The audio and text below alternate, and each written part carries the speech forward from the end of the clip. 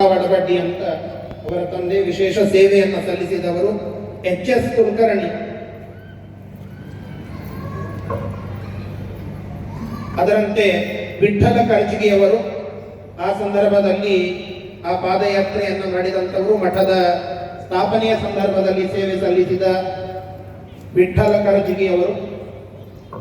ಅದರಂತೆ 2004ನೇ ಇಸ್ವಿಯಲ್ಲಿ ಶ್ರೀಮಠದ ಅಂದಿನ ಪದಾಧಿಕಾರಿಗಳಾಗಿದ್ದಂತಹ ಶ್ರೀಯುತ ವ್ಯಾಸರಾಜ್ ದಿವಾಣ್ಜಿ ಅವರು ಆಗಿನ ಕಾಲಕ್ಕೆ, ದಿವಂಗತ ವ್ಯಾಸರಾಜ್ ದಿವಾಣ್ಜಿ ಅವರು ಆಗಿನ ಕಾಲಕ್ಕೆ ಶ್ರೀಮಠಕ್ಕೆ ಬೆಳ್ಳಿಯ ರಥದ ಸಮರ್ಪಣೆಯನ್ನು ಮಾಡುವ ಸಂದರ್ಭದಲ್ಲಿ ಅವರು ಪದಾಧಿಕಾರಿಗಳಾಗಿದ್ದರು.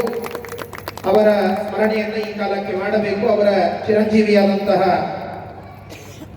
ವರುಣ ದಿವಾಣ್ಜಿ ಮಂತ್ರಾಕ್ಷತೆಯನ್ನ ಸ್ವೀಕಾರ ಮಾಡಲು ಅನುಗ್ರಹವನ್ನ ಮಾಡಬೇಕು, ಆಶೀರ್ವದಿಸಬೇಕು ಅಂತ ಈಗ ಕೇಳಿಕೊಳ್ತಾ ಇದ್ದೇನೆ.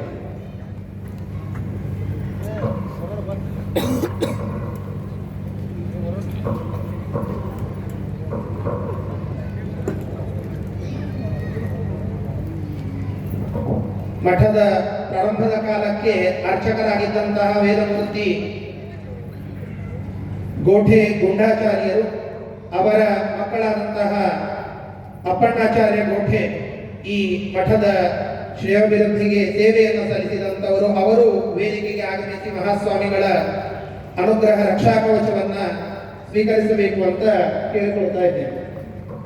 ಶ್ರೀಯುತ ಅಪ್ಪಣ್ಣಾಚಾರ್ಯ ಗೋಠೆ ಅವರು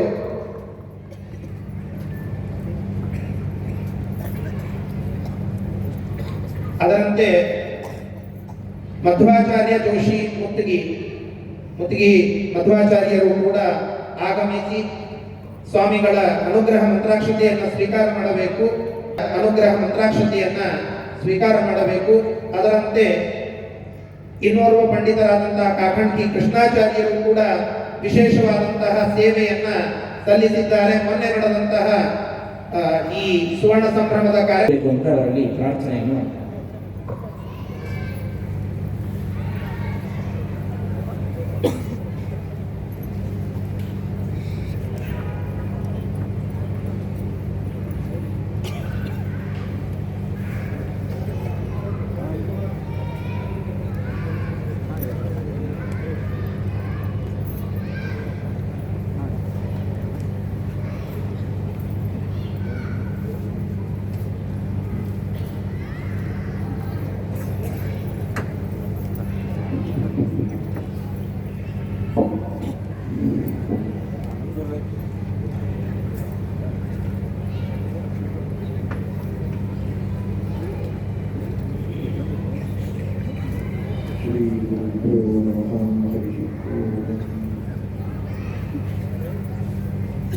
यत्पदं वेदसंवेद्यं कटाक्षेणाभिवीक्षितं न क्षमन्ते विमतयस्तमुपासे श्रियपतिं मयि स्थितो मदङ्गेषु स्वतन्त्रो व्याप्तवान् हरिः स विष्णुश्चास्वतन्त्रं मां स्वेच्छया वर्तयत्यजः स्वात्मनस्तस्य पूजास्युः मनो वाक्कायवृत्तयः ममैताः इति कर्तारम् उद्देश्यं च हरिं स्मरेत्।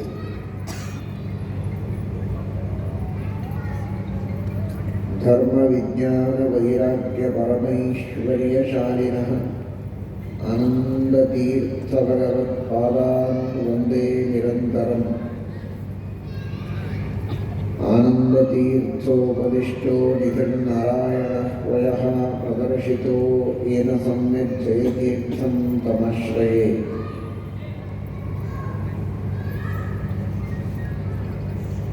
दुर्वादिध्वान्तरमये वैष्णवेन्दीवरेन्दवे श्रीराघवेन्द्र गुरवे नमोऽत्यन्तदयालवे। सत्यादित्यकराब्जोत्थान् 50 वर्षपूजकान् सत्यप्रमोदतीर्थार्यान् नौमि न्यायसुधारतान्।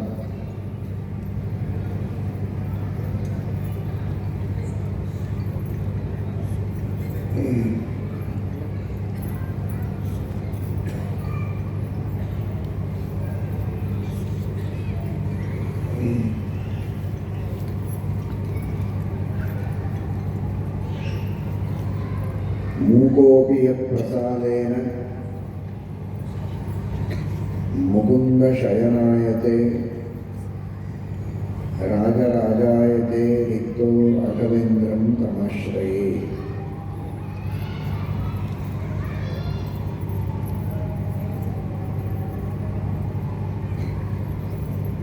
ರಾಘವೇಂದ್ರ ಸ್ವಾಮಿಗಳ ಮಹಿಮೆಯನ್ನು ತಿಳಿಸ್ತಾ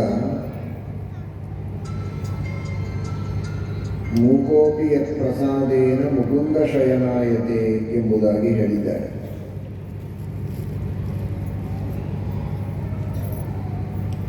ಮೂಕನೂ ಕೂಡ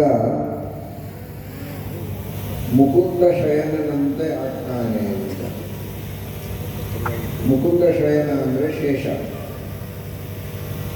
ಶೇಷದೇವರು ಭಗವಂತನ ಶಯನ ಹಾಸಿಗೆಯಾಗಿದ್ದಾರೆ. ಗರುಡ ಭಗವಂತನಿಗೆ ವಾಹನನಾಗಿ ಸೇವೆಯನ್ನು ಮಾಡಿದರೆ, ಶೇಷದೇವರು ಭಗವಂತನಿಗೆ ಶಯ್ಯಾರೂಪದಲ್ಲಿ ಹಾಸಿಗೆಯ ರೂಪದಲ್ಲಿ ತಮ್ಮ ಶರೀರವನ್ನೇ ಸಮರ್ಪಣೆ ಮಾಡಿ ಸೇವೆಯನ್ನು ಮಾಡುತ್ತಾರೆ. ಆ ಮಹಾಭಾಗ್ಯವನ್ನು ಪಡೆದಿದ್ದಾರೆ ಲಕ್ಷ್ಮೀ ಕಟಾಕ್ಷದಿಂದ. ತತ್ಪಾದ ಪಂಕಜ ಮಹಾಸನತಾಮವಾಪ ಶರ್ವಾದಿವಂದ್ಯ ಚರಣೋ ಯದಪಾಂಗಲೇಶಂ ಆಶ್ರಿತ್ಯ ನಾಗಪತಿರನ್ಯಸುರೈರ್ ದುರಾಪಾಂ ಶ್ರೀರಿ ಯತ್ಕಟಾಕ್ಷ ಬಲವತ್ ತ್ಯಜಿತಂ ನಮಾಮಿ. ಭಗವಂತನ ಕೃಪಾ ಕಟಾಕ್ಷದಿಂದ ಲಕ್ಷ್ಮೀದೇವಿಗೆ ಬಲ, ಲಕ್ಷ್ಮೀದೇವಿಯ ಕೃಪಾ ಕಟಾಕ್ಷದಿಂದ ಬ್ರಹ್ಮಾದಿ ಎಲ್ಲ ದೇವತೆಗಳಿಗೂ ಅವರವರ ಸ್ಥಾನಗಳು ಸಿಕ್ಕಿವೆ. ಅದರಲ್ಲಿ ಶೇಷದೇವರು ಕೂಡ ತಮ್ಮ ಸ್ಥಾನವನ್ನು ಪಡೆದದ್ದು ಆ ಲಕ್ಷ್ಮೀ ಕೃಪಾ ಕಟಾಕ್ಷದಿಂದ ಅಂತ ಶ್ರೀಮದ್ ಆಚಾರ್ಯರು ದ್ವಾದಶ ಸ್ತೋತ್ರದಲ್ಲಿ ತಿಳಿಸಿಕೊಟ್ಟಿದ್ದಾರೆ. ಹಾಗಾಗಿ ಮುಕುಂದ ಶಯನ ಶೇಷ. ಒಂದು ಮಾತನ್ನು ಗಮನಿಸಿ, ಶ್ರೀಮದ್ ಭಾಗವತದ ಚತುರ್ಥ ಸ್ಕಂದದಲ್ಲಿ ಧ್ರುವರಾಜರ ಕಥೆಯನ್ನು ನೀವೆಲ್ಲ ಕೇಳುತ್ತೀರಿ. ಧ್ರುವರಾಜರು 5 ತಿಂಗಳು ತಪಸ್ಸು ಮಾಡಿದರು. ಮೊದಲ 1 ತಿಂಗಳು 3 ದಿನಕ್ಕೊಂದು ಸಲ ಹಣ್ಣುಗಳನ್ನು ತಿಂತಾ ಇದ್ರು. ಕಪಿತ್ಥ ಬದರಾಶನ, ಬಡವಕಾಯಿ, ಬೋರೆ ಹಣ್ಣು 3 ದಿನಕ್ಕೊಂದು ಸಲ ಮಾತ್ರ ತಿನ್ನೋದು, ಮತ್ತೆ 3 ದಿವಸ ಉಪವಾಸ. ಆಮೇಲೆ 6 ತಿಂಗಳಿಗೆ 6 ದಿನಕ್ಕೆ 1 ಸಲ ನೀರು ಕುಡಿತಾ ಇದ್ರು.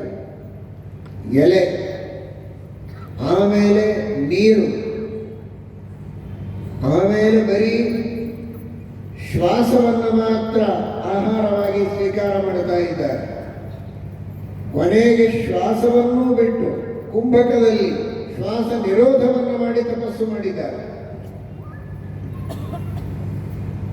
ಇಷ್ಟೆಲ್ಲ ಮಾಡಬೇಕಾದ್ರೆ ಅವರಿಗೆ ಬಹಳ ವಯಸ್ಸಾಗಿರಲಿಲ್ಲ, 5 ವರ್ಷದ ಬಾಲಕ.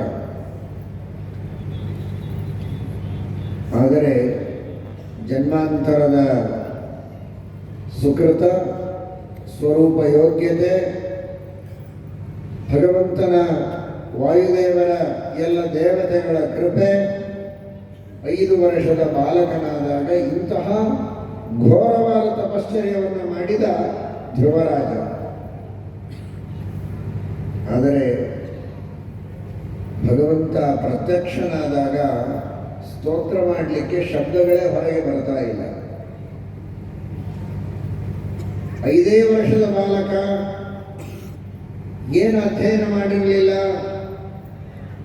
ಅನ್ನೋದಕ್ಕಾಗಿ ಏನು ಹೊಳೆಯಲಿಲ್ಲ ಅಂತೋ ಉಪವಾಸದ ಶ್ರಮ ಆಯಾಸ ಬುಭುಕ್ಷಿತಂನ ಪ್ರತಿಭಾತಿ ಕಿಂಚಿತ, ಹಸಿವಾದಾಗ ಏನೂ ತೋಚೋದಿಲ್ಲ ಅಂತ, ಶಕ್ತಿ ಇರೋದಿಲ್ಲ, ನೀರೂ ಇಲ್ಲ, ನೀರಿಲ್ಲದೆ ಇದ್ರೆ ವಾಕ್ಶಕ್ತಿ ಬರೋದಿಲ್ಲ. ಛಾಂದೋಗ್ಯೋಪನಿಷತ್ತು ಹೇಳುವಂತೆ ಆ ವಾಕ್ಶಕ್ತಿಗೆ ಪ್ರಚೋದಕವಾದದ್ದು ನೀರು, ಅದೂ ಇಲ್ಲ. ಆಗ ಕೇವಲ ಭಗವಂತ ತನ್ನ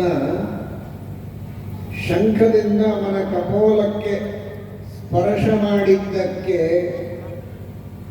ದಿವ್ಯವಾದ ಶಕ್ತಿಯ ಸಂಚಾರ ಆಗಿ ಅವನ ವಾಕ್ಶಕ್ತಿಗೆ ಪ್ರಚೋದನೆ ಸಿಕ್ಕು ಭಗವಂತನ ಸ್ತೋತ್ರವನ್ನು ಮಾಡುವುದಕ್ಕೆ ಪ್ರಾರಂಭ ಮಾಡುತ್ತಾನೆ ಧ್ರುವರಾಜ.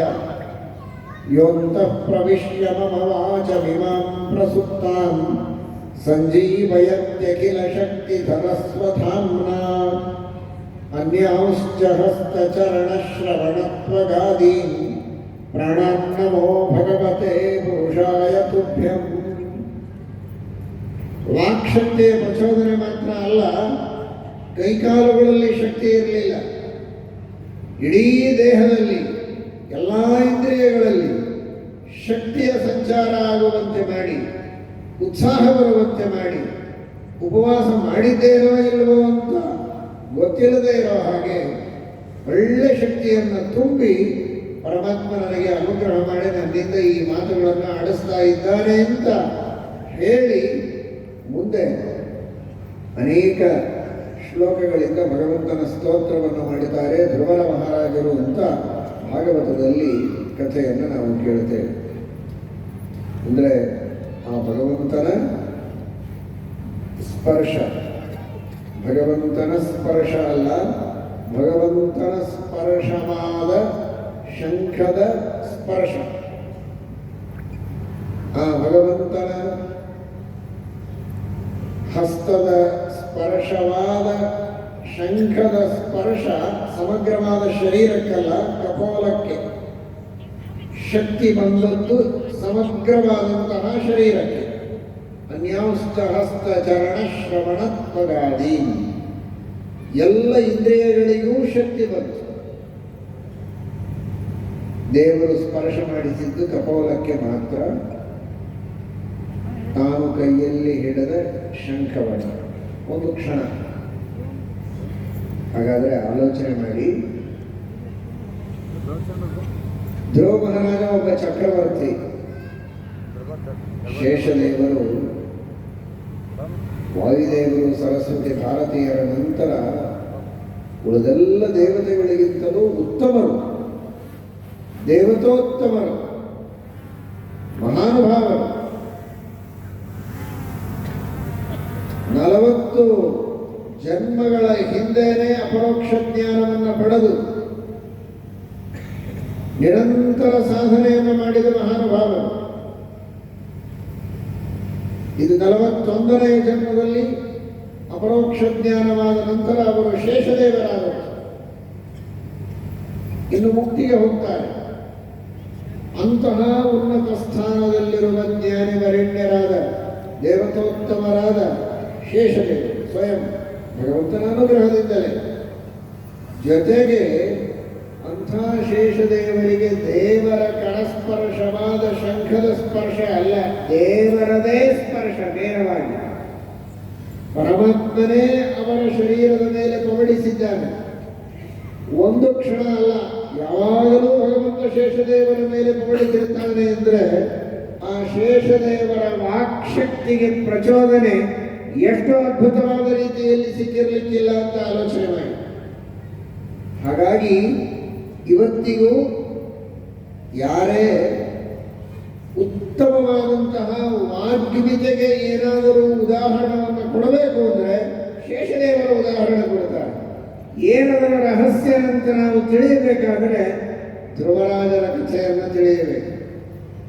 ಧ್ರುವರಾಜರಿಗೆ ಹೇಗೆ ಭಗವಂತನ ಶಂಖದ ಸ್ಪರ್ಶ ಒಂದು ಕ್ಷಣ ಕಪೋಲಕ್ಕೆ ಆದರೆ ದಿವ್ಯ ಶಕ್ತಿಯ ಸಂಚಾರ ಆಯಿತು, ನಿರಂತರವಾಗಿ ಭಗವಂತನ ಸಮಗ್ರ ಅಂಗದ ಸ್ಪರ್ಶ ತನ್ನ ಸಮಗ್ರ ಅಂಗಗಳಿಗೆ ಮಾಡಿಕೊಳ್ಳುವ ಮಹಾ ಸೌಭಾಗ್ಯವನ್ನು ಪಡೆದುಕೊಂಡ ಶೇಷದೇವರಿಗೆ ಅದೆಷ್ಟು ಉತ್ತಮವಾದ ರೀತಿಯಲ್ಲಿ ಅವರ ಹೃದಯದ ಅಂತರಾಳದಿಂದ ಆ ಭಗವಂತನ ಗುಣ ಗಣಗಳ ವರ್ಣನೆಯನ್ನು ಮಾಡುವ ಶಕ್ತಿ ಸಹಜವಾಗಿ ಹರಿದು ಬರಲಿಕ್ಕೆ ಸಾಧ್ಯ ಅಂತ ನಾವು ಊಹೆ ಮಾಡಿಕೊಳ್ಳೋದಕ್ಕೆ ಆಗ್ತದೆ.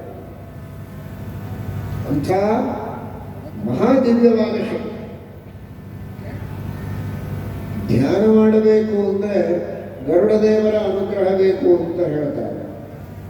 ವ್ಯಾಖ್ಯಾನ ಪಾಠ ಪ್ರವಚನಗಳನ್ನು ಮಾಡಬೇಕು, ಚೆನ್ನಾಗಿ ವಾಗ್ಮಿಯಾಗಬೇಕು. ಕೆಟ್ಟ ಶಬ್ದಗಳನ್ನು ಕಿರುಚಿಕೊಳ್ಳುವುದಕ್ಕಲ್ಲ, ನಾಲ್ಕು ಜನರ ನಿಂದೆ ಮಾಡುವುದಕ್ಕಲ್ಲ, ಭಗವಂತನ ಗುಣಗಳ ವರ್ಣನೆಯನ್ನು ಮಾಡುವುದಕ್ಕೆ, ಭಗವದ್ಭಕ್ತರ ಗುಣಗಳನ್ನು ವರ್ಣನೆ ಮಾಡುವುದಕ್ಕೆ, ಶಾಸ್ತ್ರಗಳ ಪಾಠ ಪ್ರವಚನ ಮಾಡುವುದಕ್ಕೆ.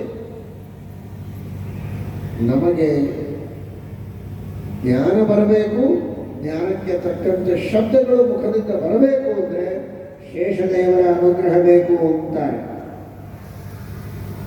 ಹಾಗಾಗಿ ಅಂತಹ ಶೇಷದೇವರು, ಆ ಶೇಷದೇವರ ಒಂದು ವಿಶೇಷವಾದಂತಹ ವೈಶಿಷ್ಟ್ಯ ಅಂದರೆ ಅದು ವ್ಯಾಖ್ಯಾನ. ಆ ಅರ್ಥವನ್ನು, ತತ್ವವನ್ನು ಮನಸ್ಸಿನಲ್ಲಿ ಇಟ್ಟುಕೊಂಡು ಮುಕುಂದ ಶಯನಾಯತೆ ಎಂಬ ಮಾತನ್ನು ಹೇಳ್ತಾರೆ. ಸಮಾನ ಆಗ್ತಾರೆ ಅಂತ ಸರ್ವಥಾ ತಿಳಿಯಬಾರದು. ಶೇಷದೇವರಿಗೆ ಸಮಾನರಾಗುವುದು ಅಂದರೆ ಏನು ಸುಲಭ ಸಾಧ್ಯವೇ? ಆ ಶೇಷ ಪದವಿಗೆ ಯೋಗ್ಯರಾದ ಜೀವರು ಅಂತಿದ್ದಾರೆ, ಅವರೇ ಶೇಷದೇವರಾಗೋದು. ಆದರೆ ಶೇಷದೇವರ ಅನುಗ್ರಹದಿಂದ ತಮ್ಮ ಯೋಗ್ಯತೆಗೆ ತಕ್ಕಂತೆ ನಾಲ್ಕು ಒಳ್ಳೆಯ ಮಾತುಗಳನ್ನು, ಶಾಸ್ತ್ರದ ನುಡಿಗಳನ್ನು ನುಡಿಯುವ ಶಕ್ತಿಯನ್ನು ಪಡೆದುಕೊಳ್ತಾನೆ ಮನುಷ್ಯ ಅಂತನ್ನುವ ಅಭಿಪ್ರಾಯ. ಮೂಕೋಪಿ, ಏನು ಮಾತಾಡ್ಲಿಕ್ಕೆ ಬರೋದಿಲ್ಲ, ಆದರೂ ರಾಘವೇಂದ್ರ ಸ್ವಾಮಿಗಳ ಸೇವೆಯನ್ನು ಮಾಡಿ ಅವರ ಅನುಗ್ರಹವನ್ನು ಪಡೆದರೆ ಮುಕುಂದ ಶಯನಾಯತೆ, ತನ್ನ ಯೋಗ್ಯತೆಗೆ ತಕ್ಕಂತೆ ರಾಯರ ಅನುಗ್ರಹದಿಂದಲೂ ಸರಿ, ಹಾಗೂ ಶೇಷದೇವರ ವಿಶೇಷವಾದ ಕೃಪೆಯಿಂದ, ಮುಖ್ಯಪ್ರಾಣದೇವರ ಭಗವಂತನ ಕೃಪೆಯಿಂದ ಒಳ್ಳೆಯ ಮಾತುಗಳನ್ನು ಇವರಿಗೆ ಆಡುವ ಶಕ್ತಿ ಬರುತ್ತದೆ ಎನ್ನುವ ಅಭಿಪ್ರಾಯದಲ್ಲಿ ಮೂಕೋಪಿಯ ಪ್ರಸಾದೇನ ಮುಕುಂದ ಶಯನಾಯತೆ ಎಂಬುದಾಗಿ ತಿಳಿಸಿಕೊಟ್ಟಿದ್ದಾರೆ. ಅದರಲ್ಲಿಯೂ ಒಂದು ಮಾತನ್ನು ನಾವು ತಿಳಿಯಬೇಕಾದದ್ದು, ದಾಸರು ಹೇಳುವ ಮಾತುಗಳನ್ನು ನೀವೆಲ್ಲ ಕೇಳಿದ್ದೀರಿ. ಅಂತರಂಗದಲ್ಲಿ ಹರಿಯ ಕಾಣದವ ಹುಟ್ಟು ಕುರುಡನು ಅಂತ. ಕಣ್ಣು ಚೆನ್ನಾಗಿರ್ತದೆ, ಪ್ರಕೃತಿಯ ಸೌಂದರ್ಯವನ್ನು ಕಣ್ಣರಳಿಸಿ ನೋಡಿ ಹಿರಿ ಹಿರಿ ಹಿಗ್ಗುವ ಪ್ರತಿಯೊಬ್ಬ ವ್ಯಕ್ತಿಗೂ ಕಣ್ಣುಗಳು ಚೆನ್ನಾಗಿವೆ. ಆದರೂ ಜ್ಞಾನಿಗಳ ದೃಷ್ಟಿಯಲ್ಲಿ, ದಾಸರ ದೃಷ್ಟಿಯಲ್ಲಿ ಅವನು ಕುರುಡ. ಯಾಕೆಂದರೆ ದೇವರನ್ನು ಕಾಣುವ ಕಣ್ಣಿಲ್ಲ ಅಂತ. ಬಾಹ್ಯ ಪ್ರಪಂಚವನ್ನು ಕಂಡು ಅದರ ಸೌಂದರ್ಯದಲ್ಲಿ ಮುಳುಗುವ ಕಣ್ಣುಗಳಿದ್ದರೂ ಕೂಡ ಭಗವಂತನ ದರ್ಶನವನ್ನು ಪಡೆದುಕೊಳ್ಳುವ ಸೌಭಾಗ್ಯವನ್ನು ಪಡೆದ ಕಣ್ಣುಗಳಿಲ್ಲ ಅಂದರೆ ಕಣ್ಣುಗಳಿದ್ದೂ ಕುರುಡ. ಹರಿಕಥೆ ಕೇಳಲು ಆಗೋದಿಲ್ಲ ಅಂದರೆ ಕಿವಿಗಳಿದ್ದೂ ಕಿವುಡನೆ. ಭಗವಂತನ ಮಹಿಮೆಗಳನ್ನು ಕೊಂಡಾಡುವುದಕ್ಕಾಗೋದಿಲ್ಲ, ಶಾಸ್ತ್ರಗಳನ್ನು ಪ್ರವಚನ ಮಾಡಲಿಕ್ಕೆ, ಪಾಠ ಹೇಳೋದಕ್ಕೆ, ಉಪದೇಶ ಮಾಡೋದಕ್ಕೆ, ದೇವರ ಸ್ತೋತ್ರಗಳನ್ನು ಹೇಳುವುದಕ್ಕೆ, ಮಂತ್ರಗಳನ್ನು ಹೇಳೋದಕ್ಕೆ ಆಗೋದಿಲ್ಲ ಅಂದರೆ ಒಳ್ಳೆ ಮಾತುಗಾರನಾಗಿದ್ದರೂ ಅವನು ಮೂಕನೇ. ಶಾಸ್ತ್ರದ ದೃಷ್ಟಿಯಲ್ಲಿ ಮೂಕನೇ.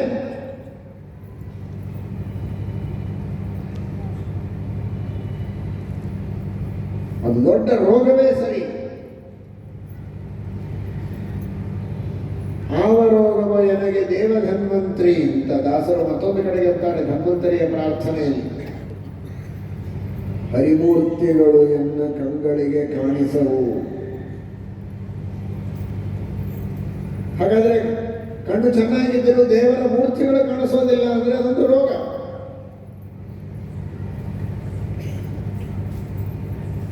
ದೇವರ ಕಥೆಗಳು ಕೇಳಿಸೋದಿಲ್ಲ ಅಂದರೆ ಅದು ಕಿವುಡತನ. ಭಗವಂತನ ಮಹಿಮೆಗಳನ್ನು ಕೊಂಡಾಡುವುದಕ್ಕೆ ನನಗೆ ಆಗೋದಿಲ್ಲ ಅಂದರೆ ಅದೇ ಮೂಕತನ. ಆ ತರಹದ ಮೂಕರಾಗಿದ್ದ ವ್ಯಕ್ತಿಗಳು ಕೂಡ ಅದನ್ನು ತಿಳಿದುಕೊಳ್ಳಿ ಚೆನ್ನಾಗಿ. ಮೂಕೋಪಿ ಮಾತನಾಡಲಿಕ್ಕೆ ಆಗೋದಿಲ್ಲ ಅಂತಲ್ಲ, ಹರಟೆ ಹೊಡಿತಾನೆ, ದೇವರ ಮಹಿಮೆಗಳನ್ನು ಕೊಂಡಾಡೋದಕ್ಕಾಗೋದಿಲ್ಲ. ಯಾಕೆ ಕೊಂಡಾಡೋದಕ್ಕಾಗೋದಿಲ್ಲ ಅಂತ ಪ್ರಶ್ನೆ. ಯಾಕಾಗೋದಿಲ್ಲ ಅಂದರೆ ಎರಡು ಕಾರಣ. ಒಂದು, ನಾಸ್ತಿಕನಾಗಿರ್ತಾನೆ, ದೇವರ ಬಗ್ಗೆ ಶ್ರದ್ಧೆಯೇ ಇರೋದಿಲ್ಲ. ಅಥವಾ ಶ್ರದ್ಧೆ ಇರ್ತದೆ, ಶಾಸ್ತ್ರ ಓದಿರೋದಿಲ್ಲ. ಶಾಸ್ತ್ರವನ್ನು ಓದಿದರೆ ಕೇಳಿದರೆ ತಾನೇ ತಿಳಿದದ್ದನ್ನು 4 ಮಾತುಗಳನ್ನು ಇನ್ನೊಬ್ಬರಿಗೆ ಹೇಳಲಿಕ್ಕೆ ಬರುತ್ತೆ. ಶಾಸ್ತ್ರವನ್ನೇ ಅಧ್ಯಯನ ಮಾಡೋದಿಲ್ಲ. ಶ್ರದ್ಧೆ ಇದೆ, ಹೋಗಿ ನಮಸ್ಕಾರ ಮಾಡಿ ಬರ್ತಾನೆ ದೇವರಿಗೆ, ಗುಡಿಗಳಿಗೆ ಪ್ರದಕ್ಷಿಣೆ ನಮಸ್ಕಾರ ಸೇವೆ ಶುಶ್ರೂಷೆ ಮಾಡ್ತಾನೆ. ಆದರೆ ಆ ಶ್ರದ್ಧೆ ಅಷ್ಟಕ್ಕೆ ಸೀಮಿತವಾಗಿದೆ. ಶಾಸ್ತ್ರಗಳ ಶ್ರವಣ ಮಾಡಿ ಜ್ಞಾನವನ್ನು ಸಂಪಾದನೆ ಮಾಡಬೇಕೆಂಬಂತಹ ಲವಲವಿಕೆ ಇರೋದಿಲ್ಲ, ಆ ಜಿಜ್ಞಾಸೆ ಇಲ್ಲ. ಹಾಗಾಗಿ ಶಾಸ್ತ್ರಗಳ ಅಧ್ಯಯನ ಮಾಡೋದಿಲ್ಲ. ಮಾಡದೇ ಇದ್ದರೆ ಮಾತುಗಳು ಹೊರಗೆ ಬರೋದಿಲ್ಲ. ಯಾಕೆ ಅಧ್ಯಯನ ಮಾಡೋದಿಲ್ಲಪ್ಪ? ಯಾಕೆ ಅಧ್ಯಯನ ಮಾಡೋದಿಲ್ಲ ಅಂತ ಕೇಳಿದರೆ ಆ ಶ್ರದ್ಧಾಳು ಉತ್ತರ ಕೊಡ್ತಾನೆ, ನನಗೆ ಶ್ರದ್ಧೆ ಇದೆ, ಆದರೆ ಇದು ಕಬ್ಬಿಣದ ಕಡಲೆ. ಒಂದೊಂದು ಶಾಸ್ತ್ರದ ಗ್ರಂಥಗಳು ಅಂದರೆ ಕಬ್ಬಿಣದ ಕಡಲೆ ಇದ್ದಾಗೆ. ಅದನ್ನು ತಿಳ್ಕೊಳ್ಳೋದೇ ಕಷ್ಟ. ಅದನ್ನು ಓದಿ ಜೀರ್ಣಿಸಿಕೊಂಡು ಇನ್ನೊಬ್ಬರಿಗೆ ಹೇಳೋದು ಇನ್ನೂ ಕಷ್ಟ. ಯಾಕೆ ಬೇಕು, ಮುಂದಿನ ಜನ್ಮದಲ್ಲಿ ನೋಡ್ಕೊಳ್ಳೋಣ ಅಂತ ಪೋಸ್ಟ್ಪೋನ್ ಮಾಡ್ತಾರೆ. ಭಾರಿ ಈ ಪೋಸ್ಟ್ಪೋನ್ ಮಾಡುವಂತಹ ಅಧಿಕಾರ ಅಂದರೆ ಯಾರ್ಯಾರಿಗೂ ಇಲ್ಲದೆ ಇರುವಷ್ಟು. ನಾಳೆ ನಾಡದ್ದು ಅಂದರೆ ಪರವಾಗಿಲ್ಲ, ಮುಂದಿನ ಜನ್ಮಕ್ಕೆ ಪೋಸ್ಟ್ಪೋನ್ ಮಾಡ್ತಾರೆ ಸುಲಭವಾಗಿ. ಕೆಲವರೆಲ್ಲ ರಿಟೈರ್ ಆದಮೇಲೆ ಅಂತ, ಇನ್ನು ಕೆಲವರು ಯಾವ ರಿಸ್ಕು ತಗೊಳ್ಳೋದಿಲ್ಲ. ಅತ್ಯಂತ ಅನಾಯಾಸವಾಗಿ ಮುಂದಿನ ಜನ್ಮಕ್ಕೆ ನೋಡೋಣ ಅಂತ. ಮುಂದಿನ ಜನ್ಮಕ್ಕೆ ಅವರೇನು ನೋಡೋದು, ನಾವೇನು ನೋಡೋದು, ಯಾರು ಏನಾಗ್ತಾರೋ ಗೊತ್ತಿಲ್ಲ. ಈ ಮಾನವ ಜನ್ಮವೇ ಬರುತ್ತೋ ಇನ್ಯಾವ ಪಶು ಪಕ್ಷಿಗಳಾಗಿ ಹುಟ್ಟುತ್ತೇವೋ ಯಾರಿಗೂ ಗೊತ್ತು. ಆದರೂ ಧೈರ್ಯವಾಗಿ ಪೋಸ್ಟ್ಪೋನ್ ಮಾಡ್ತಾರೆ. ಮಹಾಭಾರತದ ಕಥೆ ಕೇಳಿದ್ದೀರಿ. ಯಾರೋ ಕಷ್ಟದಲ್ಲಿದ್ದೇನೆ, ಏನೋ ಒಂದು ಶುಭ ಕಾರ್ಯ ಮಾಡಬೇಕು, ಮನೆಯಲ್ಲಿ ಧನ ಸಹಾಯ ಮಾಡುವಂತ ಯುಧಿಷ್ಠಿರನಿಗೆ ಧರ್ಮರಾಜನಿಗೆ ಕೇಳಲಿಕ್ಕೆ ಬಂದನಂತೆ. ಧರ್ಮರಾಜ ಹೇಳಿದ, ರಾತ್ರಿ ಆಗಿದೆ, ನಾಳೆ ಬೆಳಗ್ಗೆ ಕೊಡ್ತೇನೆ ಅಂತ.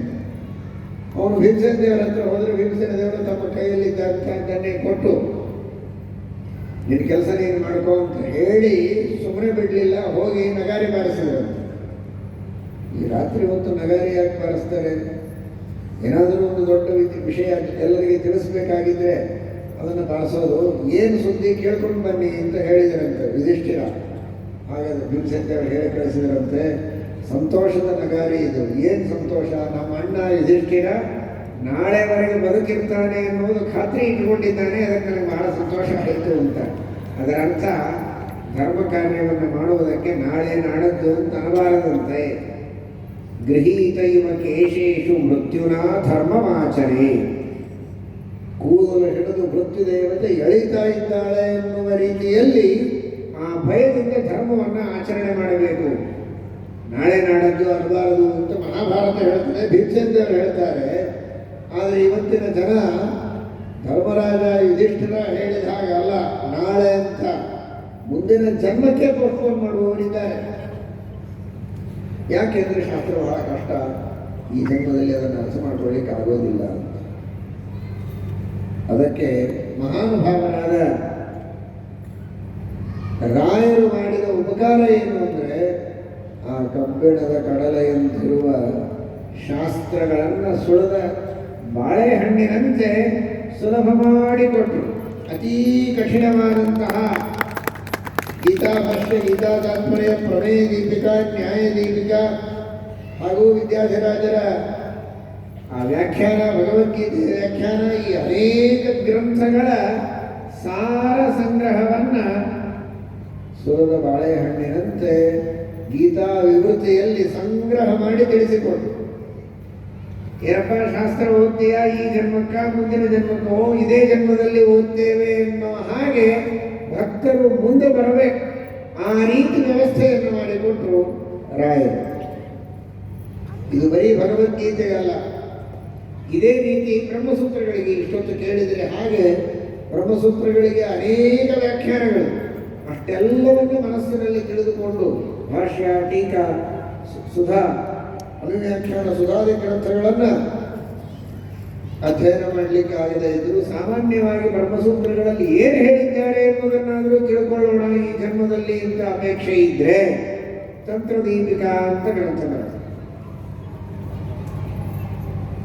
ಇದೇ ರೀತಿ ಸಮಗ್ರ ಮಹಾಭಾರತ ತಾತ್ಪರ್ಯ ನಿರ್ಣಯ 5,000 ಶ್ಲೋಕಗಳು, ಅಷ್ಟು ಸುದೀರ್ಘವಾದ ಗ್ರಂಥಗಳ ಅಧ್ಯಯನವನ್ನು ಮಾಡಿ ಆ ಎಲ್ಲ ಇತಿಹಾಸಗಳನ್ನು ನೆನಪಿಟ್ಟುಕೊಳ್ಳಿಕ್ಕಾಗೋದಿಲ್ಲ ಅಂದರೆ 32 ಶ್ಲೋಕಗಳಲ್ಲಿ 32 ಅಧ್ಯಾಯಗಳ ಸಂಗ್ರಹವನ್ನು ಮಾಡಿಕೊಂಡು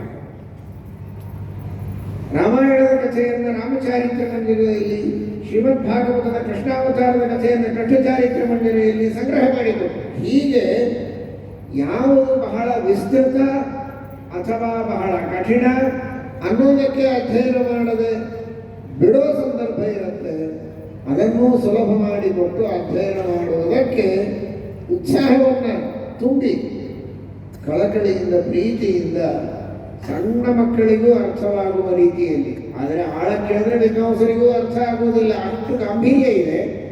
ಆದರೆ ಸಾಮಾನ್ಯವಾಗಿ ಚಿಕ್ಕವರಿಗೂ ಸಣ್ಣ ಮಕ್ಕಳಿಗೂ ಜಿಜ್ಞಾಸುಗಳಿಗೂ ಎಲ್ಲರಿಗೂ ಅರ್ಥವಾಗುವ ಹಾಗೆ ಉಪದೇಶ ಮಾಡಿದೆ.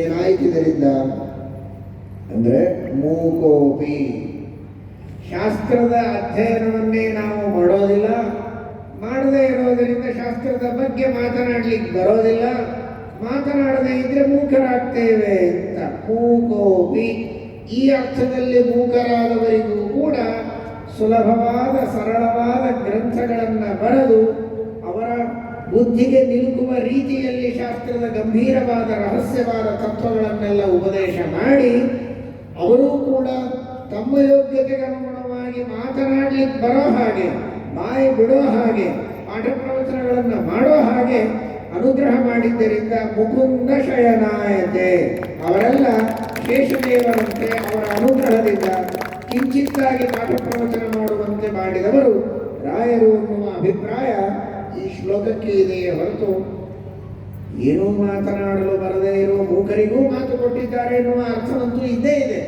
ಅದರ ಜೊತೆಗೆ ಮಾತು ಬಂದರೂ ಶಾಸ್ತ್ರದ ಮಾತುಗಳನ್ನು ಆಡ್ಲಿಕ್ಕೆ ಬರದೇ ಇದ್ದಂತಹ, ಶಾಸ್ತ್ರಾಧ್ಯಯನ ಮಾಡಲಿಕ್ಕಾಗದೇ ಇರುವಂತಹ ವ್ಯಕ್ತಿಗಳಿಗೂ ಅಧ್ಯಯನ ಮಾಡಿಸಿ ಅವರಿಂದ ಮಾತನಾಡಿಸುವ ಕೆಲಸವನ್ನು ಮಾಡಿದವರು ರಾಯರು ಅನ್ನುವ ದೃಷ್ಟಿಯಲ್ಲಿ ಮೂಕೋಪಿಯ ಪ್ರಸಾದೇನ ಮುಕುಂದ ಶಯನಾಯತೆ.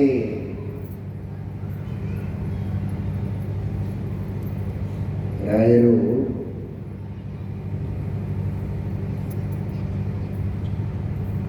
ಬ್ರಿಟಿಷ್ ಅಧಿಕಾರಿ ಬಂದು ನಿಂತರೆ ಅವನಿಗೆ ಆಂಗ್ಲ ಭಾಷೆಯಲ್ಲಿಯೇ ಮಾತನಾಡಿ ಉತ್ತರ ಕೊಟ್ಟರು ಅಂತ ಅವರ ಚರಿತ್ರೆಯಲ್ಲಿ ನೀವು ಕೇಳ್ತೀರಿ. ಹಾಗಾಗಿ ಅವರು ಆಂಗ್ಲ ಭಾಷೆಯಲ್ಲಿ ಮಾತನಾಡಿ ಉತ್ತರ ಕೊಟ್ಟರು ಅನ್ನೋದೊಂದು ಅವರ ಮಹಿಮೆ.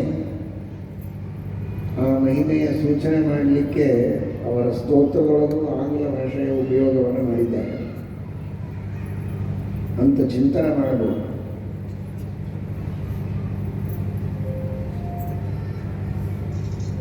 ಅಂದರೆ ಮೂಕೋಪಿಯ ಪ್ರಸಾದೇನ ಮುಕುಂದ ಶಯನಾಯತೆ. ಯಾವ ವ್ಯಕ್ತಿ ನಡಿಲಿಕ್ಕಾಗೋದಿಲ್ಲ, ಯಾವುದೇ ಒಂದು ಕಾರ್ಯವನ್ನು ಮಾಡಲಿಕ್ಕೆ ಸಮರ್ಥನಾಗೋದಿಲ್ಲ, ಅಂತಹ ಒಬ್ಬ ಸಾಮಾನ್ಯ ವ್ಯಕ್ತಿ, ಯಕ್ಕಶ್ಚಿತ್ ಅಂತೀವ, ಸಾಮಾನ್ಯ ವ್ಯಕ್ತಿ, ಕೋಪಿ, ಯಾರೋ ಒಬ್ಬ ವ್ಯಕ್ತಿ ಯಕ್ಕಶ್ಚಿದಪಿ, ಅಂತಹ ಕಾಲಿಲ್ಲದೆ ಇದ್ದವ, ಕಾಲಿದ್ರು ತಿಳುವಳಿಕೆ ಇಲ್ಲದೆ ಇದ್ದವ, ಅಥವಾ ಉತ್ಸಾಹ ಇಲ್ಲದೆ ಇದ್ದವ, ಏನು ಮಾಡಬೇಕು ಅಂತ ತೋಚದೇ ಇದ್ದವ, ಇಂಥವರೆಲ್ಲ ಇರ್ತಾರೆ. ಅದಕ್ಕಾಗಿ ಕೋಪಿ ಅಂತಹ ಯಕ್ಕಶ್ಚಿರತಿ ಅವನು ಕೂಡ ಚೆನ್ನಾಗಿ ಆಗಬಹುದು ಇವರ ಅನುಗ್ರಹವನ್ನು ಪಡೆದರೆ ಕೋಪಿ ಪ್ರಸಾದೆ. ಇವರ ಅನುಗ್ರಹ ಇದ್ರೆ ಎನಿಬಡಿ ಕ್ಯಾನ್ ಅಂತ ಅರ್ಥ. ಕೋಪಿ ಪ್ರಸಾದೇನ ಮುಕುಂದ. ಇದೇನು ಅರ್ಧ ಇಂಗ್ಲಿಷು ಅರ್ಧ ಸಂಸ್ಕೃತ ಕಲಿಸ್ತೀರಿ ಅಂತ ಗುರುಗಳು ಹಾಗೆ ಮಾತನಾಡಿ ತೋರಿಸಿದ್ದಾರೆ ಎನ್ನುವುದರ ಸೂಚನೆ ಕೊಡೋದಕ್ಕಷ್ಟೇ. ಮೂಕೋಪಿಯ ಪ್ರಸಾದೇನ ಮುಕುಂದ ಶಯನಾಯತೆ ರಾಜರಾಜಾಯತೆ ರಿಕ್ತಃ. ಬಡವ ಕೈಯಲ್ಲಿ ಏನೂ ಇಲ್ಲದೆ ಇದ್ದವನು ಕೂಡ ರಾಜರಾಜಾಯತೆ ಕುಬೇರನಂತೆ ಸಂಪದ್ಭರಿತನಾಗ್ತಾನೆ. ಸಮೃದ್ಧವಾದಂತಹ ಸಂಪತ್ತು ಅವನಿಗೆ ಸಿಗುತ್ತೆ. ಭಗವಂತ ಕೊಟ್ಟ ಸಂಪತ್ತು ಕುಬೇರನಿಗೆ. ನೀವೆಲ್ಲ ವೆಂಕಟೇಶ ಮಹಾತ್ಮದಲ್ಲಿ ಕೇಳ್ತೀವಿ, ಶ್ರೀನಿವಾಸ ದೇವರು ಮದುವೆ ಸಂದರ್ಭದಲ್ಲಿ ಸಾಲ ತಗೊಳ್ಬೇಕು ಅಂತ ಆಗತ್ತೆ. ಬ್ರಹ್ಮದೇವರು, ರುದ್ರದೇವರು, ಕುಬೇರ, ಶ್ರೀನಿವಾಸ ದೇವರು 4 ಜನ ಇರ್ತಾರೆ. ಅಶ್ವತ್ಥ ವೃಕ್ಷದ ಕೆಳಗೆ ಕುಳಿತು ಆ ಸಾಲದ ವ್ಯವಹಾರ 14 ಕೋಟಿ ಬಂಗಾರದ ನಾಣ್ಯಗಳನ್ನು ಸಾಲವಾಗಿ ಕೊಡೋದುಂಟು. ಆ ಸಂದರ್ಭದಲ್ಲಿ ಕುಬೇರ ಆಡಿದಂತಹ ಮಾತು, ನಾನು ಯಾರ ಸಾಲ ಕೊಡುವವನು? ನೀನು ನನಗೆ ಈ ಸ್ಥಾನ ಕೊಟ್ಟದ್ದು, ಈ ಸಂಪತ್ತು, ಈ ಅಧಿಕಾರ ಇದೆಲ್ಲ ನಿನ್ನದು. ನಂದೇನದೋ ಸ್ವಾಮಿ, ನಿಂದೇ ಇದೆಲ್ಲವೂ. ನಿನಗಾರ ನಾವು ಸಾಲ ಕೊಡುವುದು?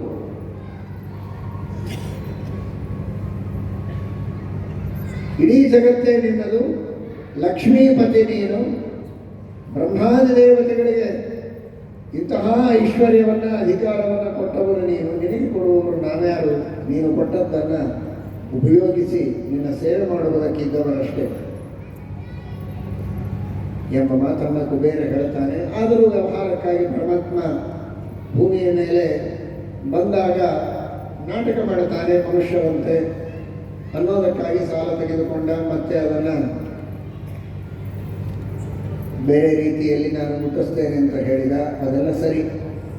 ಆದರೆ ತಿಳಿಯಬೇಕಾದದ್ದು ಕುಬೇರನ ಸಂಪತ್ತು ಇದು ದೇವರು ಕೊಟ್ಟ ಸಂಪತ್ತು ಅನ್ನುವ ಮಾತನ್ನು ಅರ್ಥ ಮಾಡಿಕೊಳ್ಳಿ. ಕುಬೇರ ಹೇಳಿದ್ದು ಇದು ನಂದಲ್ಲ, ನೀರೇ ನನಗೆ ಕೊಟ್ಟದ್ದು ಅಂತ. ಅದು ಮುಖ್ಯ. ಆ ದೃಷ್ಟಿಯಲ್ಲಿ ರಾಜರಾಜಾಯತೆ ರಿಕ್ತಃ ಅಂತ. ಒಬ್ಬ ಬಡವ ಶ್ರೀಮಂತನಾಗ್ತಾನೆ ಅಂತ ಮಾತ್ರ ಹೇಳಲಿಲ್ಲ. ಜ್ಞಾನಿಗಳು ಹೇಳುವಾಗ ಅಪ್ಪಣಾಚಾರ್ಯರು ರಾಜರಾಜಾಯತೆ ಎಂದರು. ಕುಬೇರನಂತೆ ಆಗ್ತಾನೆ ಅಂತ. ಬಹಳ ದೊಡ್ಡ ಶ್ರೀಮಂತನಾಗ್ತಾನೆ ಅನ್ನೋ ಅರ್ಥದಲ್ಲಿ ಮಾತ್ರ ಕುಬೇರ ದೃಷ್ಟಾಂತ ಅಲ್ಲ ಅದು. ಅದು ಸರಿ, ದೊಡ್ಡ ಶ್ರೀಮಂತನಾಗ್ತಾನೆ ಅಂತೂ ಅರ್ಥ ಇದ್ದೇ ಇದೆ. ಆದರೆ ಬರೀ ದೊಡ್ಡಸ್ತಿಕೆ ಒಂದೇ ಅಲ್ಲ, ಅಲ್ಲಿ ಗಮನಿಸಬೇಕಾದದ್ದು ದೇವರು ಕೊಟ್ಟ ಸಂಪತ್ತು ಅಂತ. ಆ ಕುಬೇರನ ಸಂಪತ್ತು ಇದು ನ್ಯಾಯದಿಂದ ಬಂದ ಸಂಪತ್ತು, ಧರ್ಮದಿಂದ ಬಂದ ಸಂಪತ್ತು, ದೇವರ ಅನುಗ್ರಹದಿಂದ ಬಂದ ಸಂಪತ್ತು. ತೇರತ್ಯಕ್ತೇನ ಭುಂಜೀಥಾಹ ಮಾಗೃಹ ಕಸ್ಯ ಸ್ವಿಧನಂ ಅನ್ನುವಂತಹ ಏನೊಂದು ಸಂದೇಶ ಇದೆ. ಯಾವ ಈ ಉಪನಿಷತ್ತಿನ ವಾಕ್ಯಕ್ಕೆ ಈಶಾವಾಸ್ಯ ಉಪನಿಷತ್ತಿನ ಖಂಡಾರ್ಥದಲ್ಲಿ ಸ್ವಯಂ ರಾಯರು ವ್ಯಾಖ್ಯಾನ ಮಾಡುತ್ತಾರೆ. ತೇರತ್ಯಕ್ತೇನ ದತ್ತೇನ ವಿತ್ತೇನ ಅಂತ. ಆ ಭಗವಂತ ಪರಮಾನುಗ್ರಹ ಪೂರ್ವಕವಾಗಿ ಧರ್ಮದಿಂದ, ನ್ಯಾಯದಿಂದ, ಸ್ವರ್ಣಾಶ್ರಮೋಚಿತವಾದ ಕರ್ಮಗಳನ್ನು ಮಾಡುತ್ತಾ ಇದ್ದದ್ದರಿಂದ ಸಂತುಷ್ಟವಾಗಿ ಏನು ಸಂಪತ್ತನ್ನು ನಮಗೆ ಧಾರೆ ಎರೆದು ಕೊಡ್ತಾನೋ ಆ ಸಂಪತ್ತಿನಿಂದ ಜೀವನ ಮಾಡಬೇಕು. ಅಧರ್ಮದಿಂದ ಸಂಪಾದನೆ ಮಾಡಿದ್ದಲ್ಲ, ಅನ್ಯಾಯದಿಂದ ಸಂಪಾದನೆ ಮಾಡಿದಂತಹ ಹಣ ಅಲ್ಲ. ನ್ಯಾಯದಿಂದ, ಧರ್ಮದಿಂದ ದೇವರನ್ನು ಸಂತುಷ್ಟರನ್ನಾಗಿ ಮಾಡಿ ಅವನ ಅನುಗ್ರಹದಿಂದ ಪಡೆದುಕೊಂಡ ಸಂಪತ್ತೇನಿದೆ ಅದರಿಂದ ನಾವು ಜೀವನವನ್ನು ಮಾಡಬೇಕು. ಅದು ನಮಗೆ ತಾರಕ, ಅದರಿಂದ ನಮ್ಮ ಉದ್ಧಾರ ಅಂತ ಈಶಾವಾಸ್ಯ ಉಪನಿಷತ್ತಿನಲ್ಲಿ ತಿಳಿಸ್ತಾರೆ. ಅದನ್ನು ರಾಯರು ತಿಳಿಸಿಕೊಟ್ಟಿದ್ದಾರೆ. ಅದರ ಸೂಚನೆಯನ್ನು ಹಾಗೆ ರಿಕ್ತಃ ಬಡವ ಇವನು ರಾಜರಾಜಾಯತಿ ಅಂದರೆ ಕುಬೇರನಂತೆ ಒಳ್ಳೆ ಸಂಪತ್ತು, ಧರ್ಮ ನ್ಯಾಯಗಳಿಂದ ಸಂಪಾದನೆ ಮಾಡಿದ ಸಂಪತ್ತು, ದೇವರ ಅನುಗ್ರಹದಿಂದ ಪ್ರೀತಿಯಿಂದ ಬಂದ ಸಂಪತ್ತು, ಅದನ್ನು ಪಡೆದುಕೊಳ್ತಾನೆ ಎನ್ನುವುದರ ಸೂಚನೆಯನ್ನು ಮಾಡುವುದಕ್ಕೆ ರಾಜರಾಜಾಯತೆ ರಿಕ್ತಃ ಅಂತ ತಿಳಿಸಿಕೊಟ್ಟಿದ್ದಾರೆ. ಆ ರೀತಿಯಲ್ಲಿ ಇಲ್ಲಿಯೂ ನಾವು ಹಾಗೆ ಅರ್ಥ, ಬೇಕಾದಷ್ಟು ಸಂಪತ್ತಿದ್ದರೂ ಅವನು ಬಡವನೇ. ಸಂಪತ್ತಿದ್ರೆ ಬಡವ ಹೇಗಾಗ್ತಾನೆ? ಇರಬೇಕಾದ ಸಂಪತ್ತಿಲ್ಲ ಅಂತ. ಎಂಥ ಸಂಪತ್ತಿರಬೇಕು? ಧರ್ಮದಿಂದ ಸಂಪಾದನೆ ಮಾಡಿದ ಸಂಪತ್ತಿರಬೇಕು. ಅದಿರಲಿಲ್ಲ, ಮೋಸದಿಂದ ಅನ್ಯಾಯದಿಂದ ಸಂಪಾದನೆ ಮಾಡಿದ ಸಂಪತ್ತಿದೆ ಅಂದರೆ ಶಾಸ್ತ್ರದ ದೃಷ್ಟಿಯಲ್ಲಿ ಅದು ಅವನ ಸಂಪತ್ತೇ ಅಲ್ಲ. ಕಳ್ಳತನದ ಸಂಪತ್ತು ಅದು ಅವನದಲ್ವೇ ಅಲ್ಲ, ಅದರ ನಿಜವಾದ ಒಡೆಯ ಯಾರೋ ಅವನದು. ಇವರ ಹತ್ರ ಇದೆ, ಮೋಸದಿಂದ ಕಳ್ಳತನದಿಂದ ಇದೆ, ನಿಜವಾಗಿ ಅವನ ಸಂಪತ್ತಲ್ಲ. ಹಾಗೆ ಬೇಕಾದಷ್ಟು ಸಂಪತ್ತಿದ್ದರೂ ಕೂಡ ಅವರೆಲ್ಲರನ್ನ ರಿಕ್ತ ಅಂತ, ಅವರು ದರಿದ್ರ ಅಂತ ಹೇಳೋದು, ಅಧರ್ಮದಿಂದ ಸಂಪಾದನೆ ಮಾಡಿದ್ದಾರೆ. ಅಂತಹ ಅಧರ್ಮದಿಂದ ಸಂಪಾದನೆ ಮಾಡಿ ಶ್ರೀಮಂತರಾದವರೇನಿದ್ದಾರೆ, ಶಾಸ್ತ್ರದ ದೃಷ್ಟಿಯಲ್ಲಿ ರಿಕ್ತರು, ದರಿದ್ರರು, ಅವರೂ ಕೂಡ ರಾಜರಾಜಾಯತೆ ಅಂದರೆ ಧರ್ಮದಿಂದ ಸಂಪತ್ತನ್ನು ಪಡೆದು ಧಾರ್ಮಿಕವಾದ ರೀತಿಯಲ್ಲಿ ಜೀವನವನ್ನು ನಡೆಸಿ ಧರ್ಮಕ್ಕಾಗಿ ಅದರ ಸದ್ವಿನಿಯೋಗವನ್ನು ಮಾಡುವಂತಹ ಉತ್ತಮ ಮಾನವರಾಗ್ತಾರೆ ಎನ್ನುವ ದೃಷ್ಟಿಯಲ್ಲಿ ರಾಜರಾಜಾಯತೆ ರಿಕ್ತಃ ರಾಘವೇಂದ್ರಂ ಸಮಾಶ್ರಯೇ ಎಂಬುದಾಗಿ ವರ್ಣನೆ ಮಾಡಿದ್ದಾರೆ. ಆ ರೀತಿ ಉತ್ತಮವಾದಂತಹ ವಾಕ್, ಭಗವಂತನ ಗುಣಗಳ ವರ್ಣನೆ ಮಾಡುವಂತಹ 4 ನುಡಿಗಳನ್ನು ನುಡಿಯುವ ಶಕ್ತಿ, ಧರ್ಮಕ್ಕಾಗಿ ವಿನಿಯೋಗ ಮಾಡುವ, ಧರ್ಮದಿಂದ ಸಂಪಾದನೆ ಮಾಡಿದ ಶುದ್ಧವಾದ ಸಂಪತ್ತನ್ನು ಕೊಟ್ಟು ಅನುಗ್ರಹವನ್ನು ಮಾಡುತ್ತಾರೆ ರಾಯರು. ಆ ರೀತಿ ಮಾಡಲಿ ಎಂಬ ಪ್ರಾರ್ಥನೆಯನ್ನು ಮಾಡಬೇಕು ಎನ್ನುವುದನ್ನು ಈ ಸ್ತೋತ್ರದಲ್ಲಿ ತಿಳಿಸಿಕೊಟ್ಟಿದ್ದಾರೆ. ಅಂತಹ ಮಹಾನುಭಾವರಾದ ರಾಘವೇಂದ್ರ ಸ್ವಾಮಿಗಳವರ ಒಂದು ಮೃತ್ತಿಕಾ ವೃಂದಾವನದ ಪ್ರತಿಷ್ಠಾಪನೆಯನ್ನು 1975ರಲ್ಲಿ ಮಾಡಿ ಇದೀಗ ದಿವಟಗೇರಿ ರಾಯರ ಮಠದಲ್ಲಿ ಸುವರ್ಣ ಮಹೋತ್ಸವವನ್ನು ಆಚರಣೆ ಮಾಡ್ತಾ ಇದ್ದದ್ದು ನಿಜವಾಗಿಯೂ ಬಹಳ ಒಂದು ಸಂತೋಷದ ಸಂಗತಿಯೂ ಹೌದು, ಬಹಳ ದೊಡ್ಡ ಪುಣ್ಯದ ಫಲವೂ ಹೌದು. ಅನೇಕ ಹಿರಿಯರ ಬಗ್ಗೆ ಇಷ್ಟೊತ್ತು ಎಲ್ಲ ತಿಳಿಸಿಕೊಟ್ಟಿದ್ದಾರೆ. ಎಷ್ಟು ಪರಿಶ್ರಮದಿಂದ ಆಗಿನ ಕಾಲದಲ್ಲಿ ಈ ಎಲ್ಲ ಪ್ರತಿಷ್ಠಾಪನೆಯನ್ನು, ಪಾದಯಾತ್ರೆಯನ್ನು ಮಾಡುತ್ತಾ ಮೃತ್ತಿಕೆಯನ್ನು ತಂದು ಪ್ರತಿಷ್ಠಾಪನೆಯನ್ನು ಮಾಡಿಸಿ ನಿರಂತರವಾಗಿ ಪೂಜೆ, ಧರ್ಮ ಕಾರ್ಯಗಳು, ಜ್ಞಾನ ಕಾರ್ಯಗಳು ಇವುಗಳೆಲ್ಲವನ್ನು ಮಾಡುತ್ತಾ, ಅನ್ನದಾನಾದಿಗಳನ್ನು ಮಾಡುತ್ತಾ ವಿಶೇಷವಾಗಿ ಧಾರ್ಮಿಕವಾದ ಒಂದು ಜಾಗೃತಿಯನ್ನು ಈ ಊರಿನಲ್ಲಿ ಮೂಡಿಸಿದಂತಹ ಒಂದು ಕೀರ್ತಿ ಈ ರಾಘವೇಂದ್ರ ಸ್ವಾಮಿಗಳವರ ಮಠಕ್ಕೆ ಇದೆ. ಅಂತಹ ಒಂದು ವಿಶೇಷ ಸಾಧನೆಯನ್ನು ಮಾಡುತ್ತಾ ಸುಮ್ಮನೆ 50 ವರ್ಷವನ್ನು ಕಳೆದದ್ದಲ್ಲ, ಇಂತಹ ಧರ್ಮ ಕಾರ್ಯಗಳು, ಜ್ಞಾನ ಕಾರ್ಯಗಳು, ಅನ್ನದಾನಾದಿ ಕಾರ್ಯಗಳನ್ನು ಮಾಡುತ್ತಾ ರಾಯರಿಗೆ ವಿಶೇಷ ಸಂತೋಷವಾಗುವ ರೀತಿಯಲ್ಲಿ 50 ವರ್ಷಗಳನ್ನು ಈ ಸಂಸ್ಥೆ ಕಂಡಿದೆ ಎಂದರೆ ಇದೊಂದು ದೊಡ್ಡ ಸಾಧನೆ.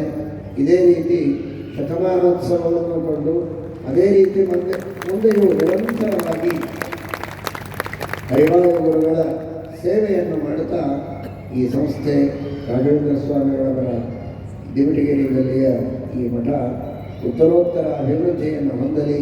ಇದೇ ತರಹದ ಧರ್ಮ ಕಾರ್ಯಗಳು ನಿರಂತರವಾಗಿ ನಡೆಯಲಿ.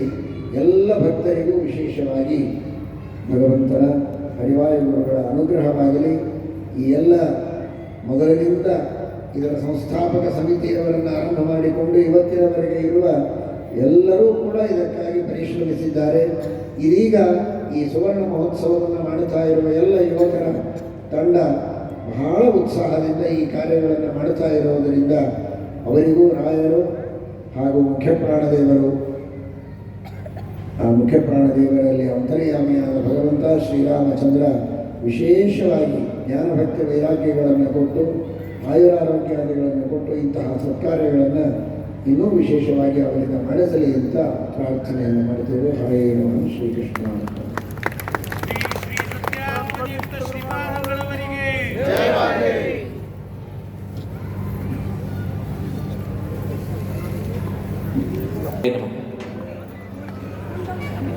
अयोध्यापति श्री रामचंद्र की जय।